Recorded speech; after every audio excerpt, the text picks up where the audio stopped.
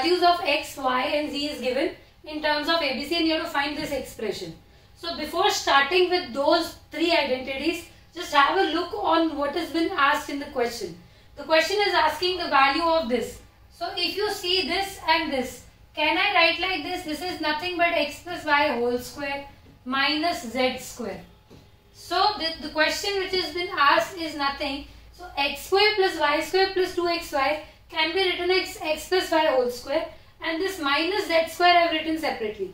Now I know the identity a square minus b square is nothing but a plus b into a minus b. So I am going to use this identity in this. So this is a, let's say the value of a is x plus y and the value of b is z. So x plus a square minus b square, I can write using this identity as a plus b, this is a plus b, b is z. Now a minus b, b is z. So basically we have to find the value of this, and the value of this is equal to this right now. So basically we have to find the value of this. So this you can see that x plus y plus z. So let's find the value of x plus y plus z separately. This we have to find. Let's find the value of x plus y plus z.